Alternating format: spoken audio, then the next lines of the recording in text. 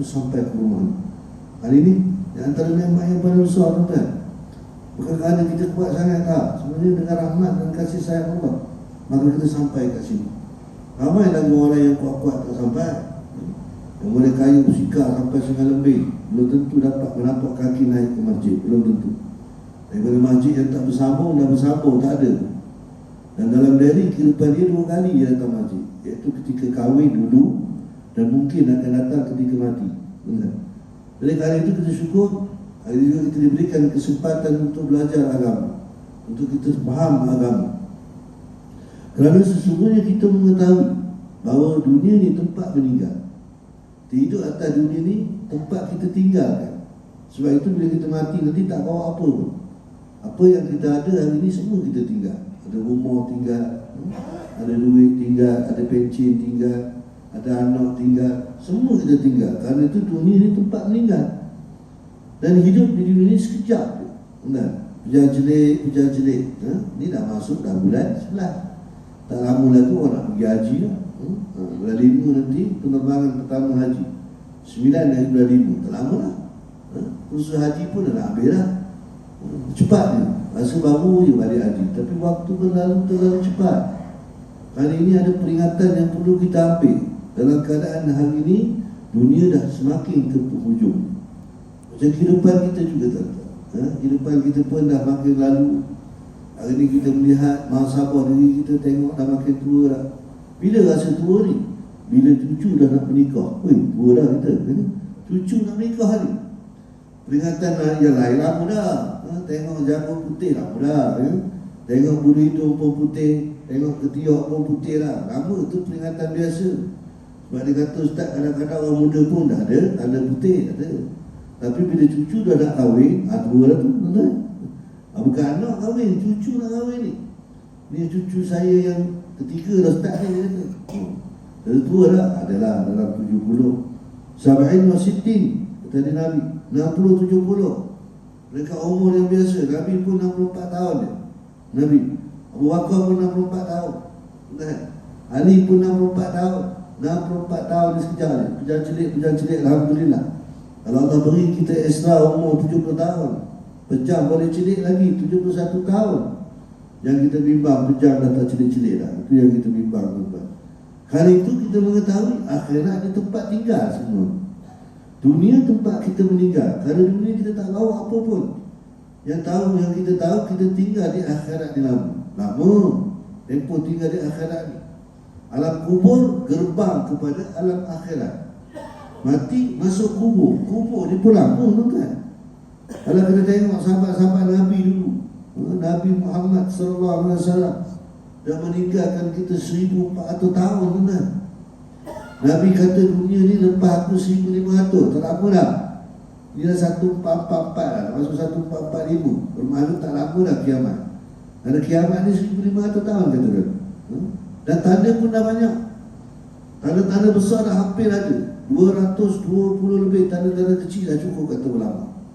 Tinggal beberapa tanda sebelum turun dia tanda-tanda besar. Tanda yang paling dekat sekali lahirnya Dajjal. Dajjal memang dah ada tuan. Dajjal dia tunggu masa keluar dia.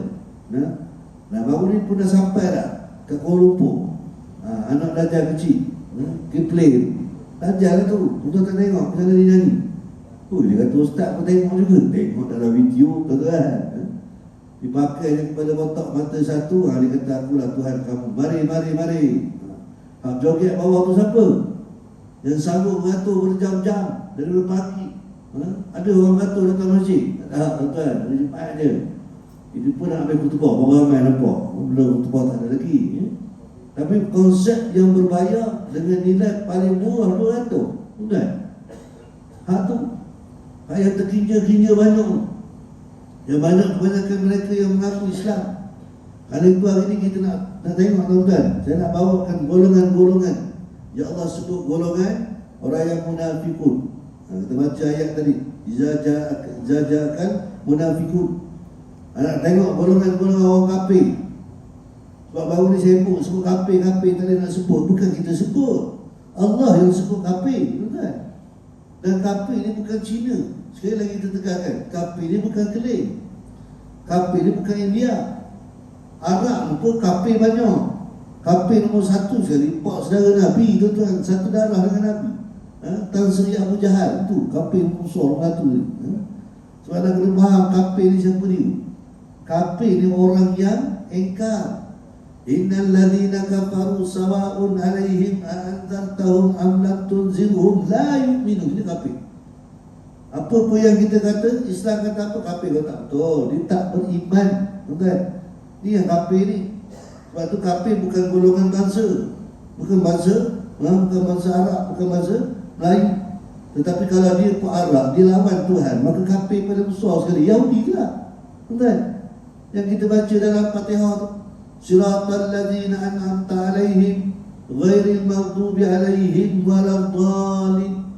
Kita nak ikut orang yang soleh, orang yang diberikan nikmat, bukan orang-orang yang sesat, bukan orang yang dalalah dipanggil. Siapa yang sesat ni? Ulama menyebut dua keturunan, iaitu orang-orang yang disebut Yahudi dan juga Nasrani. Nasrani ni Kristian, Yahudi ni lah yang sekarang tengah berperang. Bangsa Yahudi, satu bangsa yang diberikan kemuliaan oleh Allah, tapi mereka tergolong dalam golongan kafir ni. Sebab dia lawan orang Islam. Bukan? Sepuk kata Cina, jangan kata perkataan kafir, nanti Cina akan terasa hati. La ilaha illallah. Bukan kita yang kata, Tuhan yang kata. Kafir ni Allah telah tentukan. Ni orang beriman, ini orang kafir, ini orang munafik. Bukan? Sebab tu tuan-tuan buka Al-Quran, Suratul Baqarah. Jangan baca Quran Al-Baqarah, pergi baca lah surah tamu tu kan. Doa sangat tak baca Suratul Baqarah. Di awal Suratul Baqarah, yang Quran ni ada 30 juzuk. Quran ni ada 114 surah. Allah turunkan sebagai mukjizat besar pada Nabi.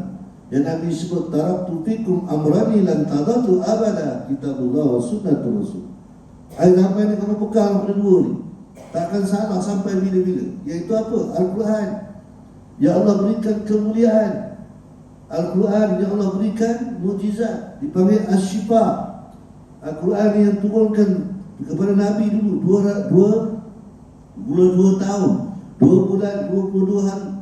Al-Quran ada 6,326 ayat yang menjadi pembeza di antara yang betul dan yang salah. Al-Quran yang Allah bekalkan kepada orang beriman. Sebab tu bila sebut beriman, tuan-tuan buka dalam Suratul Baqarah. Siapa dia orang beriman ni? Ayat 1 sampai ayat 6 cerita orang beriman, tuan-tuan. Kita nak letak kita dalam golongan mana? Kalau nak jadi orang beriman, Allah sebut zalikal kitabu la raiba fi hudan lil muttaqin. Aku turunkan Al-Quran ni, dan Al-Quran ini menjadi ikutan orang-orang yang takwa, orang-orang yang beriman. Al-Quran ya Allah jamin tak pernah berubah hurufnya, yang tak pernah bertambah baris ni. Ya Allah beri jaminan, dulu Nabi baca macam tu, sekarang aku Nabi baca macam tu. Ya Allah berikan kemuliaan, nak bawa kena ada sembahyang. Ya Allah berikan kelebihan, buka Quran dapat pahala. Bukan baca lagi, buka berdapat pahala lah. Bukan? Yang boleh kita baca, menjadi bacaan bagi semua orang. Turunnya pertama sekali ketika Nabi dilantik jadi Rasul. Bila Nabi jadi Rasul, Allah beritahu, Allah beritahu ini buku yang kamu nak pakai. Macam kita beli kereta lah tuan-tuan. Beli kereta dia ada buku panduan, macam mana cara nak jaga kereta. Al-Quran dia nak jaga kita lah. Sebab itu Al-Quran ni bukan boleh dipermain-mainkan. Menolak satu ayat, keluar kita daripada Islam. Bukan? Menolak satu huruf, keluar kita daripada Islam. Sebab ini jamin tidak akan berubah dan tidak pernah pun berubah. Dan kita orang Islam kena mempertahankan. Bukan saja kita baca tapi memahami maksud. Tapi apabila baru ni, apabila seorang yang tak pernah baca Quran dan dia sendiri pun tak faham Al-Quran, dia tak percaya Al-Quran, cuma dia rasa dia ahli parlimen, hebat sangat, dia nak menafsir ayat Quran, tuan-tuan. Apa perasaan kita orang Islam? Kita pun tak pernah tengok pun kitab ni. Mu nak percaya kitab tu punya pasal lah. Al-Quran tu hak kami. Kamu tak boleh suka-suka hati mengikut apa yang kamu suka bila kamu tafsir. Sebab nak nafsir Quran ni bukan semua orang boleh. Walaupun dia fasih bahasa Arab, tak tentu dia boleh boleh tafsir Quran. Kerana Al-Quran ni ada disiplin dia. Orang yang nak tafsir Quran ni orang yang hafal Quran, betul? Syarat dia yang pertama, dia mesti hafal Quran. Macam mana dia tafsir kalau dia pun tak hafal? Bukan? Mesti dia hafal Quran. Yang kedua, orang yang tafsir Quran ni mesti memahami nahwu bahasa Arab. Mahir bukan saja faham. Bahasa Arab ni tengok tuan-tuan, ada tulisan ni baris tak ada. Apa baris kita nak bubuh? Yang boleh baca Quran ayat baris pun tak apa. Itu orang yang mahir nak bayanah. Kita ni tak mahir, kan? Ittabi'u tu berapa yang baca salah? Baca at-tabi'u. Nah, at-tabi'u yang surah Yasin tu ittabi'u mengikut tanda huruf yang ketiga, dia ada kaedah dipanggil nahwu. Bahasa Arab ni dia ada nahwu. Kalau bahasa Inggeris pun ada. Belajar present tense, past tense, perkara yang berlaku, yang akan berlaku, yang sedang berlaku, dia merubah huruf daripada kita baca. Sebab tu bahasa Arab ni baris yang salah, mana yang salah. Bacaan huruf yang salah tak betul, kita baca, dia akan jadi mana yang salah. Bukan suka-suka boleh tafsir, tapi hari ini dia menafsir. Dia nak menafsir bagaimana cara nak memilih pemimpin yang ulil amri. Dia tafsir tuan-tuan. Dia pilih pula nak tafsir Harui ni apa dia. Kita tak kisahlah memang dia bodoh, kita pun faham. Tapi masalahnya, mengapa orang kamu tak tegur? Orang yang berautoriti, kenapa tak tegur? Ni salah ni, awak tak ada suka-suka. Nak tafsir Quran kami ni kena ada adab dia, kena ada ilmu dia, ilmu tafsir kena ada, ilmu bahasa Arab kena ada, ilmu nahwu kena ada. Dan awak sendiri orang yang menghafal hadis. Kerana Al-Quran ini ditafsir dengan hadis, betul? Dia bukan tafsir baca kita tafsir itu, tak. Sebab itu tuan-tuan dengar dalam Quran, ada dicerita tentang sembahyang maghrib 3 rakaat, ada? Mana ada? Tapi yang kamu sembahyang maghrib 3 rakaat ni kamu? Nah, dalam Quran sebut wa aqimus solah je. Ada sebut wa aqimus solah az-zuhur, asar, maghrib, ada. Dan dirikan solat, penjelasan tentang solat dengan hadis. Sebab itu tafsir Al-Quran ini dia ada asbab nuzul. Ada sebab-sebab ini diturunkan. Ada hadis yang diperincikan. Cerita tentang salat, didirikan salat, apa cerita salat, macam mana salat, Nabi naik ke langit, lupa perintah salat. Itu hadis. Kita sebut dalam Quran, bukan senang-senang. Awak nak baca terjemah tak apa. Setelah diterjemahkan oleh orang yang layak untuk menterjemah. Sebab itu, display untuk menafsir Al-Quran ni ada 27 ciri semua-semua saya tuan-tuan. Bukan senang-senang. Kita tak kisahlah dicakap tu, tapi mengapa Islam lain senyap? Mengapa orang yang diberikan kuasa tak tegur, tuan-tuan? Inilah besok, tuan-tuan. Bila mati besok boleh tak bercakap. Yang bercakap tu tangan tu. Allah kata ngapa orang hina Quran, kamu diam. Siapa yang memberi kuasa? Tangan kata akulah yang memangkahnya. Walaupun sikit dia bangkah, tuan. Tapi aku dah jawab kepada Tuhan. Itu yang selalu kita peringatkan. Kerana memberikan kuasa pada orang yang salah. Salah. Sebab itu di awal surah Al-Baqarah, Tuhan telah memperjelaskan. Awak nak kenal siapa dia golongan-golongan yang disebut golongan beriman. Siapa dia golongan beriman? Allah sebut dalam surah Al-Baqarah. Ayat yang ketiga tu Tuhan jawab satu. Yang pertama tu Allah sebut Alif Lam Mim. Di awal surah nak cerita Alif ni huruf yang paling banyak, Lam ni huruf yang kedua banyak, Mim ni huruf yang ketiga banyak. Tak percaya kira lah, ini ulama ada satu lah. Sebab tu dipanggil huruf-huruf hijriyah, huruf-huruf yang digunakan dalam Al-Quran. Lepas tu Allah pun cerita sekali yang Al-Quran ni huruf Alif Lam Mim paling banyak ni menceritakan tentang Al-Quran yang Allah bekalkan kepada kita melalui Nabi Muhammad yang menjadi mukjizat dulu, kini dan selamanya. Yang Allah jaga baris ni, yang Allah tentukan kemuliaan ni Al-Quran.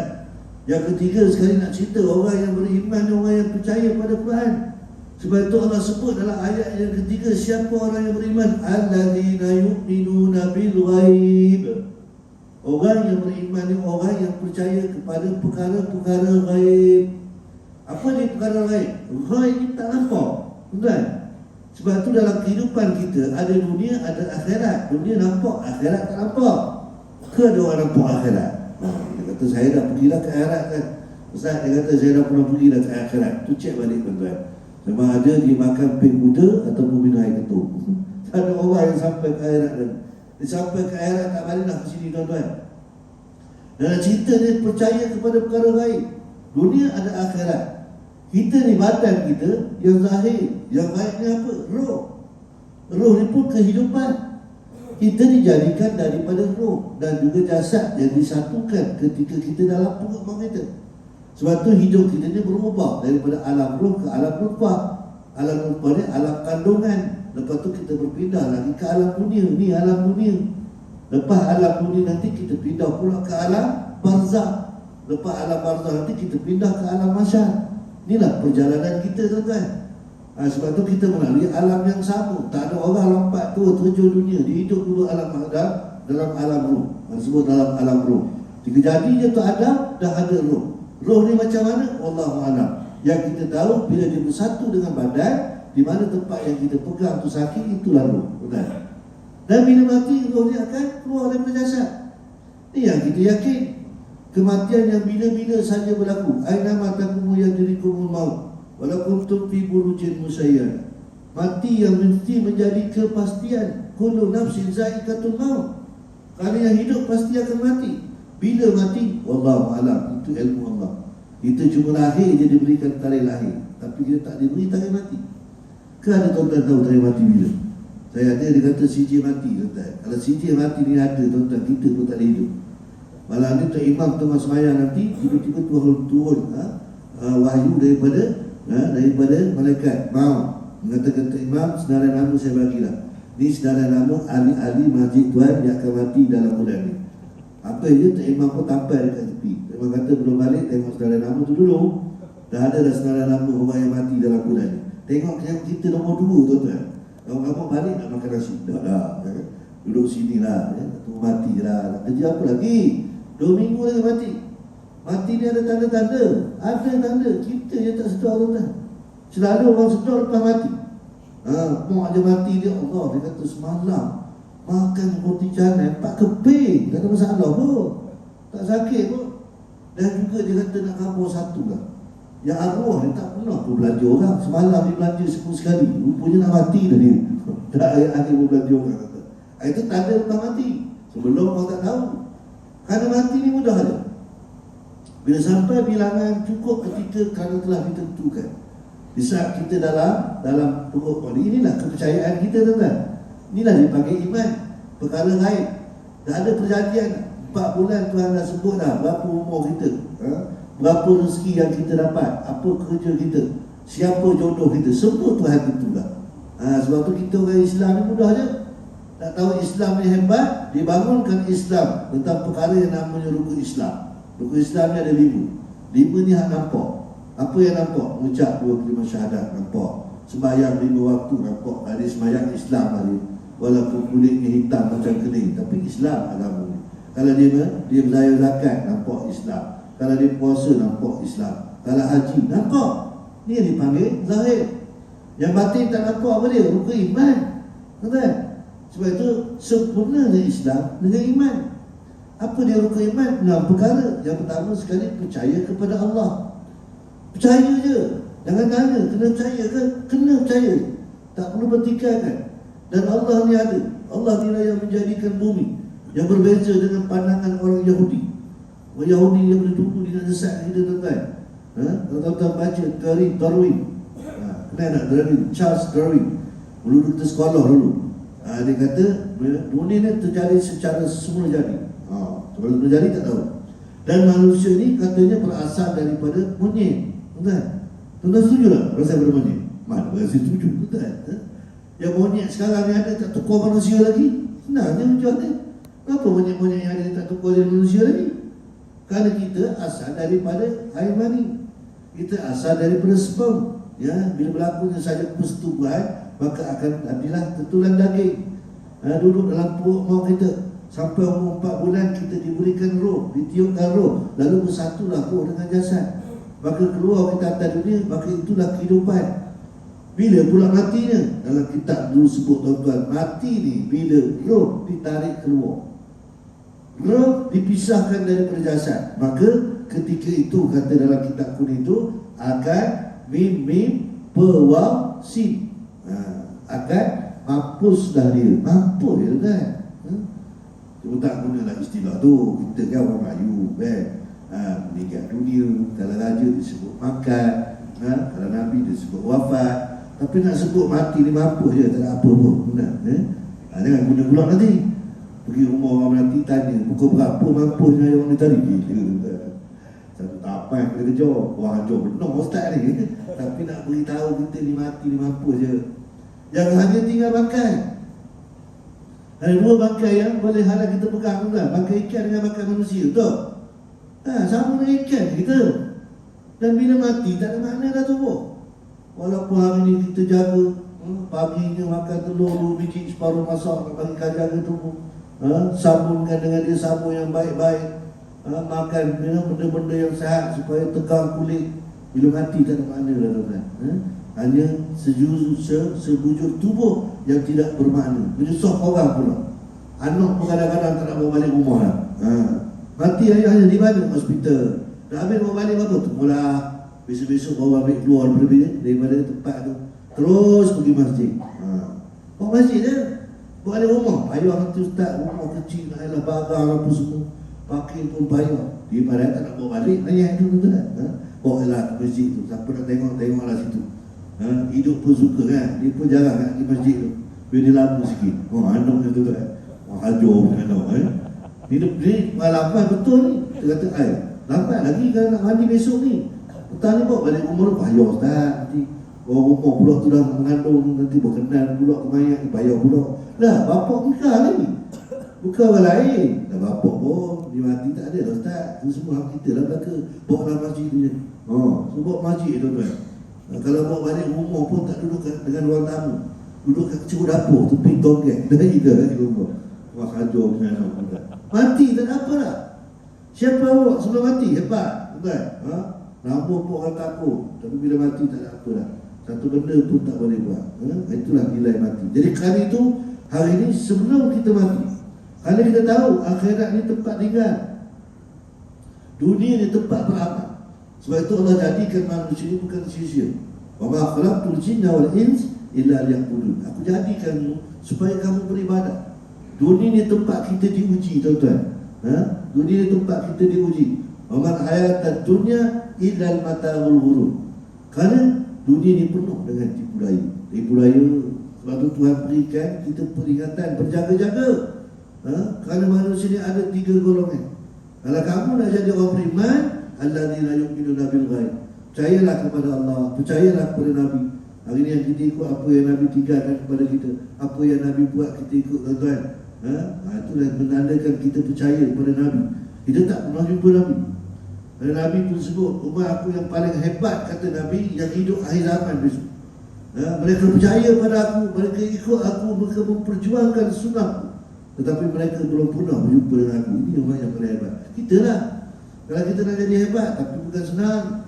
Nak menggenggam Islam ni bagai menggenggam bara. Nak bawa Islam ni bukan senang. Kerana kita ini ditentang oleh orang Islam. Sebab tu kita kena ingat, jatuhnya kerajaan Uthmaniyah kerana dijatuhkan oleh orang Islam sendiri. Ini ramai. Sebab tu Allah beri peringatan 3 golongan yang kita kena jaga. Yang pertama tadi orang beriman, yang kedua orang kafir. Orang kafir ni ayat 6 dengan 7 je, 2 ayat saja, tuan-tuan. Innal ladzina kafaru sawa'un 'alaihim a'anzartahum am lam tunzirhum la yu'minun. Dia tak akan beriman dengan orang Islam. Ini kafir. Kita pun tahu ni kafir lah. Yahudi kafir laknat, jangan harap ditolong. Yahudi ni asal ni Islam, tuan-tuan. Bila kita sebut Bani Israel, siapa Bani Israel ni lah bangsa dia. Ya Allah lahirkan nama bangsa daripada Bani Israel ni di kalangan mereka nabi-nabi yang dulu. Kita baca cerita dia. Bila Allah telah memecahkan keturunan Ibrahim. Ibrahim ni dulu ada 2 isteri. Si pertama namanya Siti Sarah. Daripada Siti Sarah tu tak ada anak.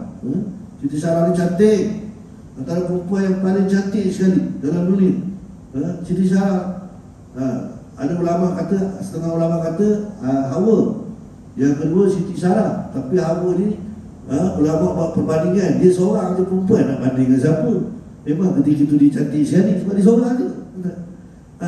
Dia lah puteri seorang, nak banding dengan siapa? Tak ada. Siti Sarah ni memang cantik. Sehingga Fir'aun pun pernah mengangkat dia untuk dijadikan isteri ketika dia sudah jadi isteri Nabi Ibrahim. Dan kesilapan itu lalu dihajarkan seorang hamba perempuan. Itulah Siti Hajar yang menikah jadi isteri nombor 2, tuan-tuan. Dan daripada Ibrahim dia dapat anak. Pertama Ismail. Daripada isteri Siti Sarah, Siti Hajar tadi. Dapat anak nama Ismail. Lalu anak ini diperintahkan untuk dibawa ke satu tempat namanya Mekah. Inilah mula, tuan-tuan, perpecahan di kalangan ketika itu. Orang-orang anak daripada Nabi Yakub ni merasakan mereka lah golongan yang layak jadi Nabi. Tapi Allah pilih di kalangan orang Arab Quraisy. Sebab tu dia tentang Nabi. Tapi orang-orang Yahudi telah berikan dia kecerdikan. Tidak dinafikan mereka ni bangsa yang cerdik, kerana dulu Nabi-Nabi di kalangan bangsa mereka, ulama-ulama pun banyak bangsa mereka, sehingga berpecahnya mereka ketika berlakunya perang di perang perpecahan mereka ketika mereka ni tidak menerima Muhammad sebagai Nabi. Ini cerita lain kan ni, tuan nak baca cerita pasti ni. Jadi asalnya dulu memang mereka ni orang yang dilaknat oleh Allah kerana kejahatan. Dia ni memang tidak ada peri kemanusiaan, memang sifat dia. Sebab tu kita minta sangat jangan jadi orang yang perangai macam tu. Tapi bangsa tu, perangai Yahudi tu ada pada bangsa kita, ada. Betul? Kalau ada perangai bila dapat sikit benda, dapat sikit halal tuan, dia rapas balik semua, tu perangai Yahudi ke tu? Dia tu perangai Yahudi lah.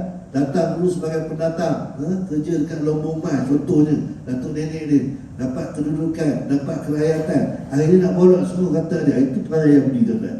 Kalau nak kenal lah. Dan sebab itu Allah memperjelaskan sifat orang beriman ni macam mana. Yang beriman ni tadi Allah sebut allazina yu'minuna bil ghaib wa yuqimuna as-salah. Orang beriman ni orang percaya kepada perkara gaib, percaya pada dosa dan pahala. Yang hari ni kita datang kemainkan apa tuan-tuan? Kerana kita percaya adanya kiraan dia di akhirat nanti. Kerana kesempatan kita untuk beramal, kerana kubur nanti tempat kita disoal. Masuk aja kubur tuan-tuan, tak lama duduknya. Bayangkan kubur tu hanya satu ruangan yang sempit. Nak baring mentah pun orang tak bagi. Digiring dengan kita tuan-tuan. Duduklah giring kita. Kalau mentah takut banyak punya gunung kawasan. Giring. Bisa orang balik 7 langkah maka kita akan disoal. Kali itulah keyakinan kita. Apa yang akan disoal? Apa yang kita buat? Dia akan disoal. Wa man ya'mal mithqala dzarratin khairan yarah. Sikit kebaikan pun disoal, baik pun disoal, buruk pun disoal. Dan soalan ni kita tahu dah. Siapa yang tak tahu soalan ni? Budak kecil pun tahu kan. Ma rabbuka. Takkan tak ada jawab. Allah lah Tuhan kami. Tu. Ma nabiyuka. Muhammad lah Nabi kami. Ma imamuka Al-Quran ikutan kami. Memang boleh jawab sekarang. Ada mulut yang menjawab. Tapi bila kita mati besok, Tuhan tutup dah mulut. Bila kita mati besok, apa yang nak sebut sekali?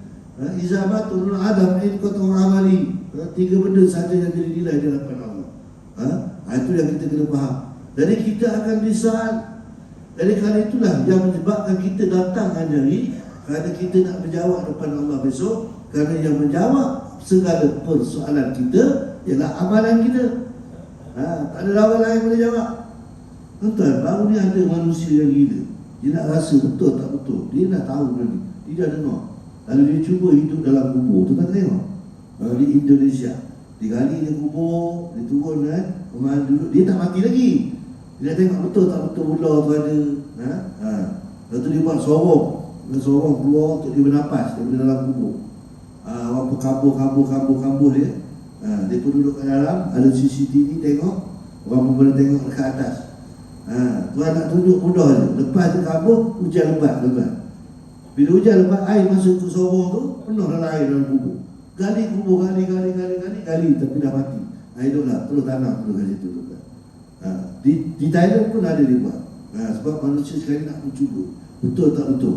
Dia jumpa lah dengan jawapan ni. Jadi kita ni tak payah nak cuba. Sebab itu bezanya orang beriman ni, dia percaya dah. Memang mati besok kita akan dipersoalkan di hadapan Allah. Apa sahaja yang kita buat, hari ni kalau kita buat jahat, kalau Tuhan akan tutup dia di dalam kubur nanti. Kerana kubur ni tempat kita disoal. Dan juga tempat kita disoal nantilah yang akan menentukan sama ada kita masuk syurga ataupun neraka. Jadi kerana itu tuan-tuan, hidup kita ni macam mana kita hidup, maka begitulah nanti kita akan mati. Cara mati dalam 2 keadaan. Tadi kita sebut, kita ada dunia, ada akhirat. Kita hidup, ada mati. Ada syurga, ada neraka. 2 benda je yang kita beritahu tuan-tuan. Jadi bila sebut orang beriman, ada tanda dia. Orang yang sembahyang, puasa, zakat, orang beriman. Bila sebut saja orang yang beriman ni yang dapat berfikir masa ni. Ada Nabi kata orang yang beriman ni orang yang paling hebat ni, orang yang memikirkan saat-saat mati besok. Bayangkan tuan-tuan, kalau kita balik malam ni matilah, gamak-gamak pagi esok bumi kan, boleh tak kita nak menjawab persoalan? Cukup nak dengan apa yang kita buat hari. Pura-pura kita umur panjang sampai 60 tahun, 20 tahun lama tak ada buat benda, 30 tahun baru kita berjinak-jinak, 40 tahun baru kita solat, tuan-tuan. Contohlah, adakah layak kita nak masuk syurga Allah? Di saat ketika kita boleh baca Quran, kita boleh baca Quran, tapi kita tak baca. Bukan kerana kita malas.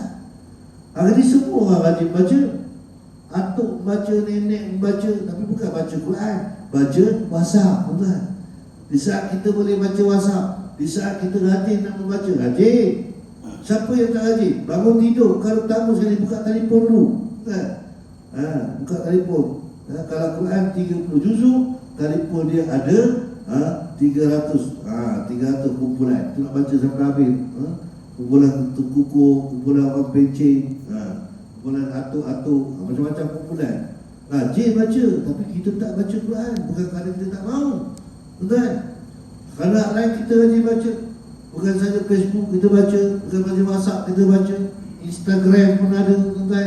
Quran kita tolak tepi, tak baca. Bukan kerana kita tak boleh baca, nak kita tidak, tapi kerana Allah tak mau dengar suara kita, tuan-tuan.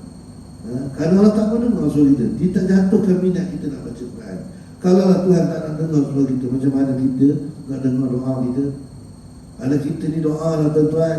Yang jadi kita hebat ni syiar Islam, tapi hari ni orang dah tak bagi dah. Nak sebut kafir pun tak boleh, kan? Yang menahan tu bukan orang kafir, yang menahan tu orang yang kita rasa Islam. Sebab hari pun macam Islam.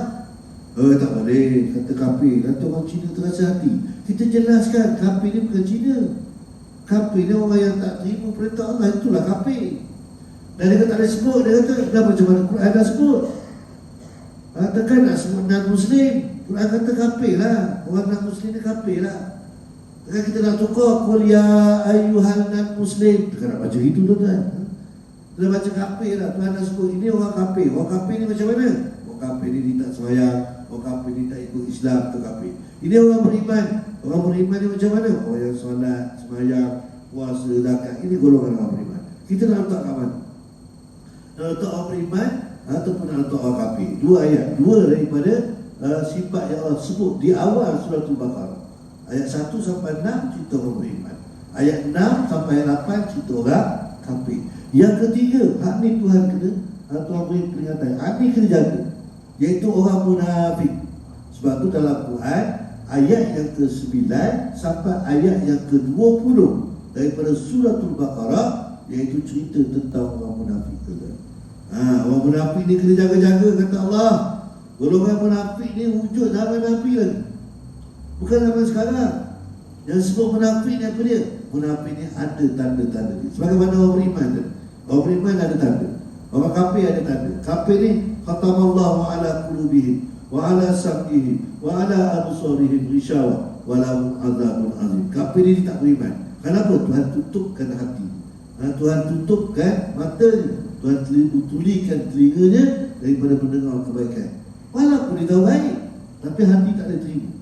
Tuan ingat Abu Jahal tak tahu kenapa Nabi itu baik? Tahu. Pernah di kalangan sahabat Abu Jahal tanya, wahai Abu Jahal, mu ni tak tahu kalau saudara tu macam mana? Daripada lahir Abu Lahab. Abu Lahab kata aku tahu daripada awal. Orang yang pertama sekali menjamu kerana Nabi, yang paling hebat sekali Abu Lahab, kata-kata. Bila dengar saja Aminah telah melahirkan seorang putera laki-laki. Wah, bukan anak laki-laki dibangun, kerana menjaga keturunan. Melahirkan seorang anak laki-laki. Abu Lahab orang yang pertama sekali. Dia kata kepada kamu ni, orang pertama sekali memberikan aku kabar gembira. Aku suka kamu, maka aku merdekakan kamu. Kerana yang memberikan kabar tu hamba ni. Merdeka hamba tu. Kerana bawa cerita tentang Aminah yang lahirkan Muhammad. Dia kata tak tahu Muhammad. Lahirnya Muhammad dia orang pertama sekali sambut kerana Nabi tuan-tuan. Disembelih ke unta, bagi makan orang. Ni Abu pak saudara Nabi. Nak sebut kafir ni, tuan-tuan. Dia kata tahu. Tetapi kerana dia menipu.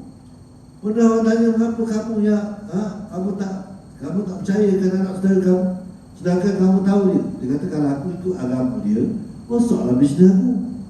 Aku ni supply patung. Kalau kerti Islam dia patung, aku tak boleh jual. Aku supply anak. Siapa kata? Inilah kesnya. Yang tamu Islam ni kerana takut apa? Kerana takut kehilangan dunia, cinta pada dunia. Sebab tu Nabi tak letakkan dunia ni benda yang utama. Sebelum Nabi wafat, Nabi rasa dalam poket jubah dia ada beberapa dirham. Wahai Fatimah, ambil dia pergi sedekah.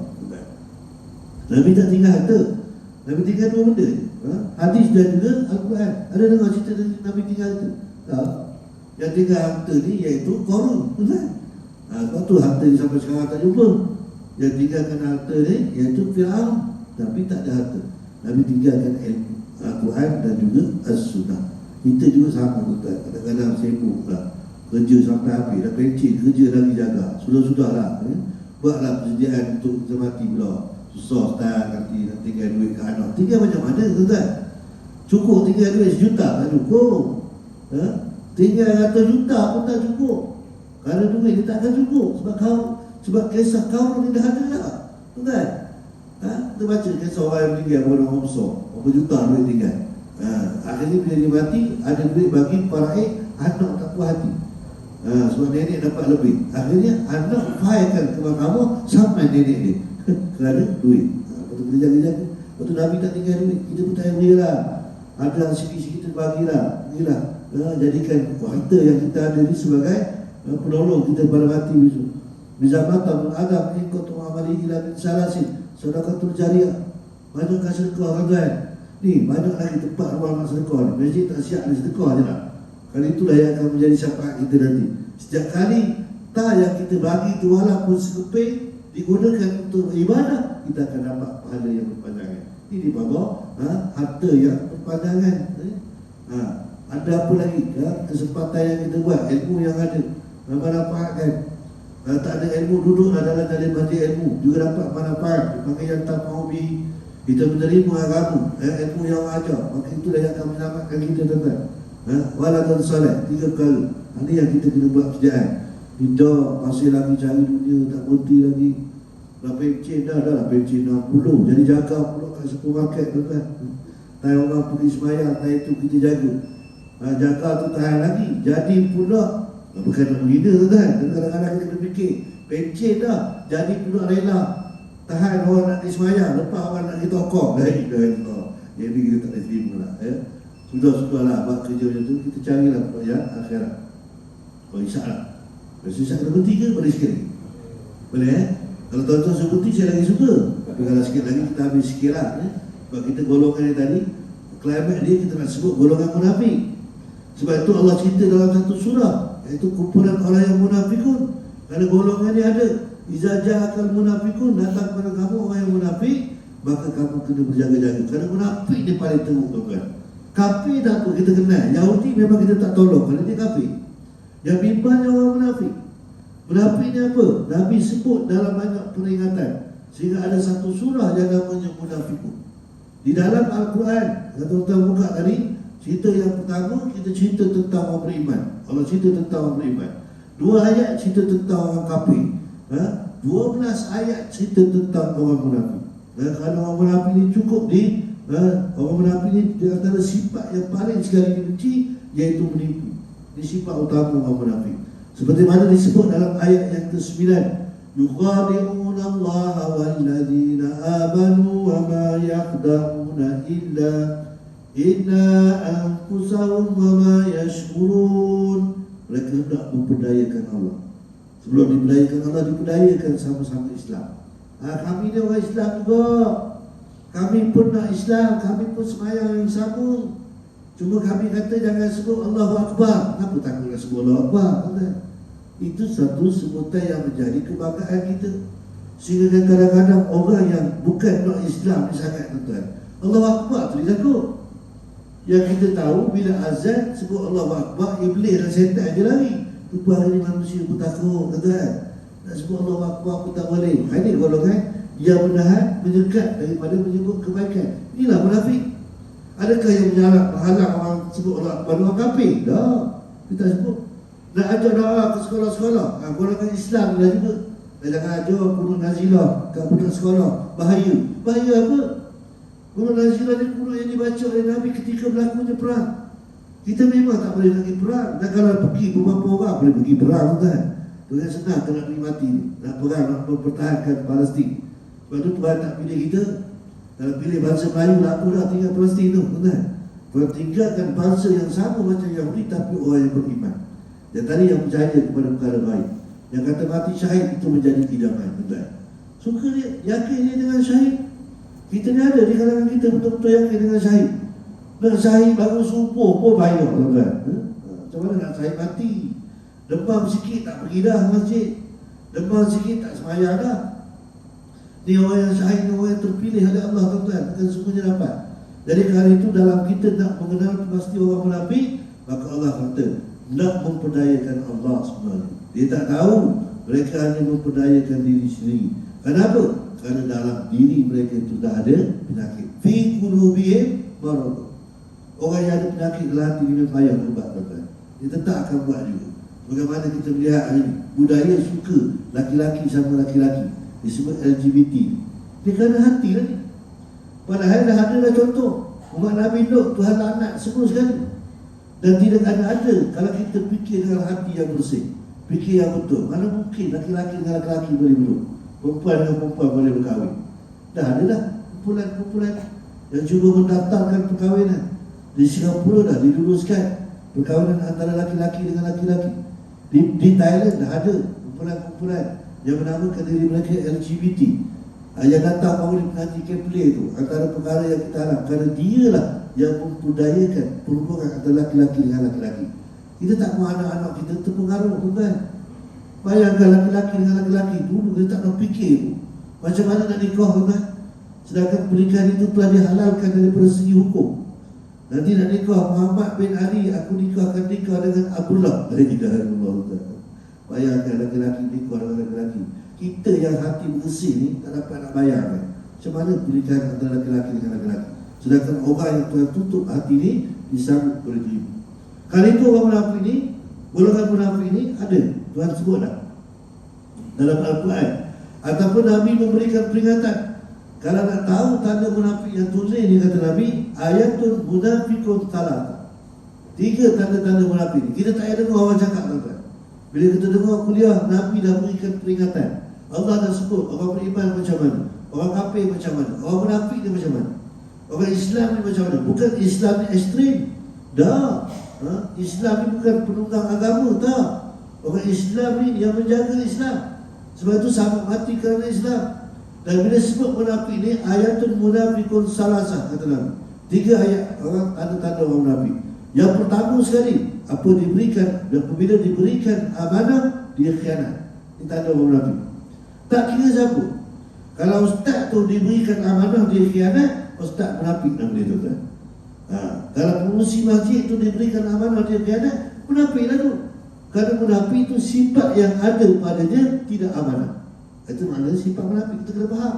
Maka munafiklah dia selagi dia tidak tinggalkan. Lepas tu Nabi kata 3 benda yang menunjukkan tanda munafik tulis. Bukan mesti 3-3 dia baru munafik. Salah satu di antara 3. Yang pertama tadi, bila diberikan amanah dia khianat. Waktu dia belum jadi pengurusi macam-macam, tak betul orang masjid ni betul, pilihan raya masjid, pilih dia jadi mesti, jadi pengurusi, lagi teruk pada dulu. Contoh, contoh, kampung sini, maka dia tidak diberi amanah, dia khianat. Elok dah 10 pilihan raya jadi. Gini kita tak akan setuju dengan ini. Lepas pilihan raya menang, cium mulut pula. Khianat lah tu. Itu tanda dia. Apa yang kita bodoh sangat ni? Nabi dah sebut tanda khianat. Sebelum cakap lain, dia dapat kuasa lain, maka dia terkelah orang yang munafik. Itu yang pertama. Tak ada sifat ni. Tapi ada yang kedua, iaitu apabila dia bercakap, dia bohong.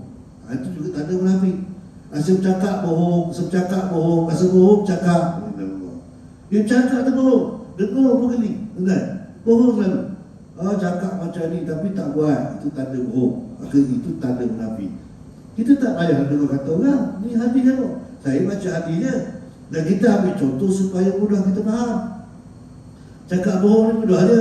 Nanti kalau kita ada puasa, minyak turun, sampai sekarang tak turun. Bohong lah tu. Bohong lah. Bila turun minyak besok, maka habis lah sifat bohong dia. Maka kalau dia bohong, Nabi kata tanda munafik lah tu. Itulah tanda orang munafikun. Yang ketiga ni bila berjanji dia khianat. Janji ni bukan main.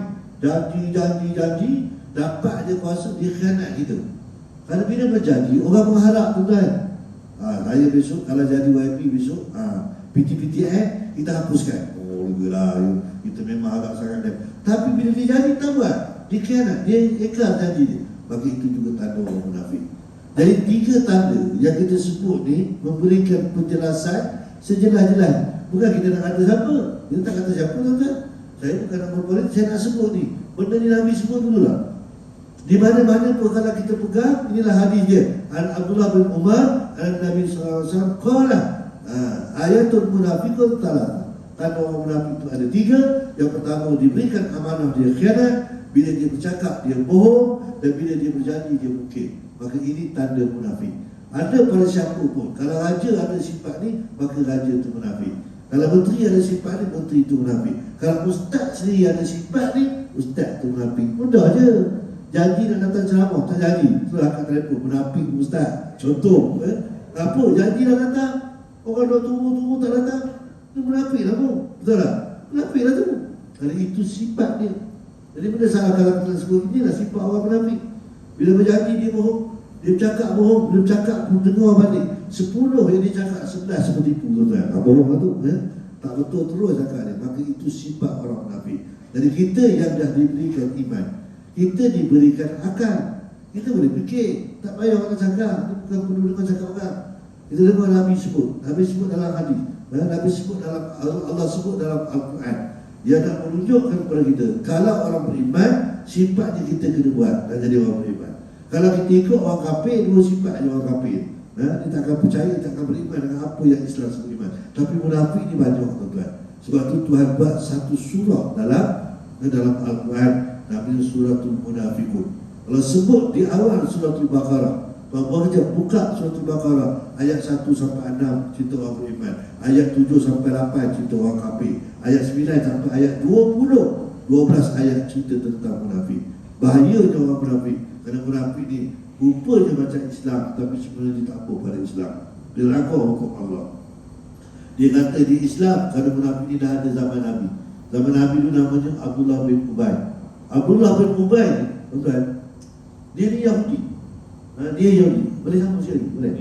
Oh, dia sambung lagi ustaz ni. Sekali tuan-tuan, jauh nak datang tadi. Jadi dia ni dulu Abdullah bin Ubay ni, dia ni asalnya daripada anak Nabi Nuh, sampai tu. Dia baca dalam kitab-kitab yang terdahulu, kitab-kitab dulu sebelum turun Al-Quran. Kerana Nabi belum ada lagi masa tu. Dia baca yang Islam ni akhir zaman akan dipimpin oleh seorang penghulu bagi segala Nabi. Bibak di ismu Ahmad, dan namanya Ahmad. Dan dalam kitab lama tu sebut juga Islam ni akan mula berkembang hebat di satu tempat. Yang nama tu tak ada lagi. Masa tu Madinah belum ada. Islam ni akan sampai pada satu tempat yang tanah dia datar, dikelilingi oleh banjaran Ir dan juga Jabal Uhud. Maka tengah-tengah tu langsung akan ada perkampungan Islam akan bangkit di situ. Dia datang daripada Syam, cari tempat. Betul? Yang namanya Yathrib bin Sam bin Nuh. Dibuat satu perkampungan, kampung pun nama Yathrib.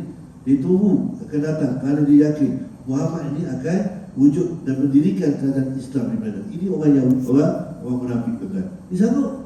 Bila Muhammad ini datang, diberikan bantuan, diberikan sokongan, duduk sekali berbincang macam mana nak berperang. Orang-orang Quraisy akan datang serang kita, dia bukan 3,000, kita nak kira-kira orang yang nak mempertahankan Madinah ni 1,000.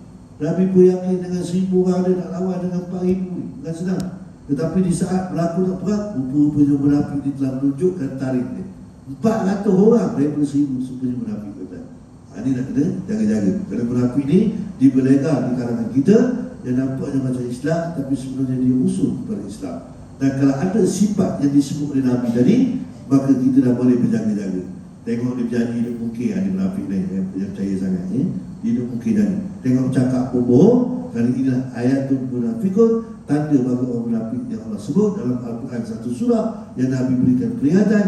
Dan kita orang yang beriman, orang yang mendengar, orang yang belajar, orang yang dipilih oleh Allah untuk datang ke rumahnya, tentunya kita boleh tahu. Tak payah orang sebut tak dipengaruhi oleh mana-mana. Kali ini benda yang kita perlu tahu. Jadi sekali itu tuan-tuan, sampul lagi panjang ni, ini bagus sikit, bukan tipu. Sampul lagi kali lah, ada kesempatan, bila kita sampul pula lah. Jadi sekali itu dulu, maaf di atas segala kekurangan, mudah-mudahan kita sama-sama dapat perkongsian. Wallahualam. Assalamualaikum warahmatullahi wabarakatuh. Waalaikumsalam warahmatullahi wabarakatuh.